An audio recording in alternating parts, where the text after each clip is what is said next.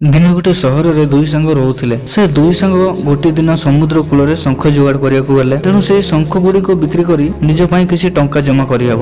ଦୁଇ ସାଙ୍ଗ ଶଙ୍ଖ ଯୋଗାଡ଼ କରିବାକୁ ଲାଗିଲେ। ତାପରେ ପ୍ରଥମ ସାଙ୍ଗ ଜଣକ ଗୋଟେ ବଡ଼ ଶଙ୍ଖଟିକୁ ପାଇଲେ। ଆଉ ଏହା ଦେଖି ଆଉ ଗୋଟେ ସାଙ୍ଗଟିର ମନରେ ଆସିଲା, ଆରେ ୟାକୁ ତ ବଡ଼ ଶଙ୍ଖଟେ ମିଳିଗଲା, ଏବେ ଇଏ ତ ମୋଠୁ ବେଶୀ ଟଙ୍କା ରୋଜଗାର କରିବ। ତାପରେ ସେ ଭାବିଲେ କି ମୁଁ ୟାଠୁ ବଡ଼ ଶଙ୍ଖ ହିଁ ଖୋଜିବି, ତେଣୁ ମୁଁ ବହୁତ ଗୁଡ଼ାଏ ଟଙ୍କା ରୋଜଗାର କରିବି। ସେ ଲାଗିଗଲେ ବଡ଼ ଶଙ୍ଖ ଖୋଜିବାରେ। ସକାଳରୁ ସନ୍ଧ୍ୟା, ସନ୍ଧ୍ୟାରୁ ରାତି ହୋଇଗଲା ନା ତାକୁ ବଡ଼ ଶଙ୍ଖ ମିଳିଲା। ଆଉ ଯେଉଁ ଛୋଟ ଛୋଟ ଶଙ୍ଖ ତାକୁ ମିଳୁଥିଲା ସେଇ ସବୁ ଶଙ୍ଖ ଗୁଡ଼ିକୁ ବି ଫିଙ୍ଗି ଦଉଥିଲେ। ଆଉ ତାଙ୍କ ହାତରେ କିଛି ବି ନଥିଲା। ଆଉ ସେ ପ୍ରଥମ ସାଙ୍ଗ ଜଣକ ପାଖରେ ଗୋଟେ ବଡ଼ ଶଙ୍ଖଟେ ଥିଲା, ଆଉ କିଛି ଛୋଟ ଶଙ୍ଖ ଥିଲା। ତାପରେ ରାତି ହେବାକୁ ଲାଗିଲା ଆଉ ସେମାନେ ଦି ଜଣ ଘରକୁ ଫେରିଲେ। ତାପରେ ଘରକୁ ଯିବା ସମୟରେ ଯେଉଁ ପ୍ରଥମ ସାଙ୍ଗଟି ଥିଲା ସେ ତାଙ୍କ ଶଙ୍ଖ ଗୁଡ଼ିକୁ ବିକିଦେଲେ। ତ ତାଙ୍କ ପାଖରେ ଯେଉଁ ବଡ଼ ଶଙ୍ଖଟି ଥିଲା ସେଥିରୁ ତାଙ୍କୁ ମିଳିଲା 1000 ଟଙ୍କା। ଆଉ ଯେଉଁ ଛୋଟ ଛୋଟ ଶଙ୍ଖ ତାଙ୍କ ପାଖରେ ଥିଲା ସେଥିରୁ ତାଙ୍କୁ ମିଳିଲା 3000 ଟଙ୍କା। ଆଉ ଏହା ଜାଣିବା ପରେ ସେ ଅନ୍ୟ ଜଣ ସାଙ୍ଗଟିକୁ ବହୁତ ଦୁଃଖ ଲାଗିଲା, ଯଦି ମୁଁ ଏଇ ଛୋଟ ଛୋଟ ଶଙ୍ଖ ଗୁଡ଼ିକୁ ଫିଙ୍ଗି ନଥାନ୍ତି ଏବେ ମୋ ପାଖରେ ଏହାଠୁ ବେଶୀ ଟଙ୍କା ରୋଜଗାର ହୋଇଥାନ୍ତା। ତମେ ଯେଉଁ ଛୋଟ ଛୋଟ ଶଙ୍ଖ ଗୁଡ଼ିକ ଫିଙ୍ଗି ଦେଉଥିଲ ନା, ସେଇ ଶଙ୍ଖ ଗୁଡ଼ିକୁ ସଂଗ୍ରହ କରିଥିଲି ଆଉ ସେଇଥିରୁ ମୋତେ ମିଳିଥିଲା 3000 ଟଙ୍କା। ଆଉ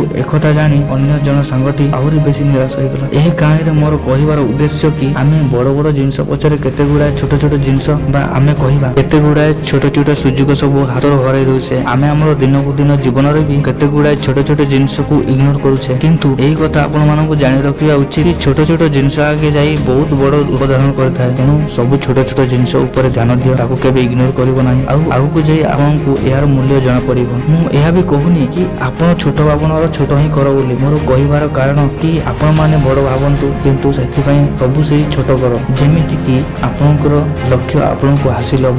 ଦୁଇ ସାଙ୍ଗଙ୍କର ଗୋଟେ ହିଁ ଲକ୍ଷ୍ୟ ଥିଲା, ସେ ହେଉଛି ଟଙ୍କା। କିନ୍ତୁ ପ୍ରଥମ ବାଲା ସାଙ୍ଗ ବଡ଼ ପ୍ରତି ଧ୍ୟାନ ଦେଲା ଏବଂ ଛୋଟ ପ୍ରତି ବି ଧ୍ୟାନ ଦେଲା। ଆଉ ଅନ୍ୟ ଜଣ ସାଙ୍ଗଟି ବଡ଼ ପ୍ରତି ଧ୍ୟାନ ଦେଲା ହେଲେ ଛୋଟ ଛୋଟ ଜିନିଷକୁ ଇଗ୍ନୋର କଲା। ଆଉ ଯେଉଁଥିରେ ତାଙ୍କୁ ଅଧିକ ଟଙ୍କା ମିଳିବାର ଥିଲା ସେଥିରେ ତାଙ୍କୁ 1 ଟଙ୍କା ବି ମିଳିଲା ନାହିଁ। ଏବଂ ଶେଷରେ ମୁଁ ଏତିକି କହିବାକୁ ଚାହୁଁଛି କି ଛୋଟ ପରିବର୍ତ୍ତନ ବି ବଡ଼ ସଫଳତାର ଅଂଶ ହୋଇଥାଏ। ଏହିପରିକା ଭିଡ଼ିଓ ଦେଖିବା ପାଇଁ ସବସ୍କ୍ରାଇବ୍ କରନ୍ତୁ ଏବଂ ବେଲ୍ ଆଇକନ୍ଟିକୁ ପ୍ରେସ୍ କରିଦିଅନ୍ତୁ।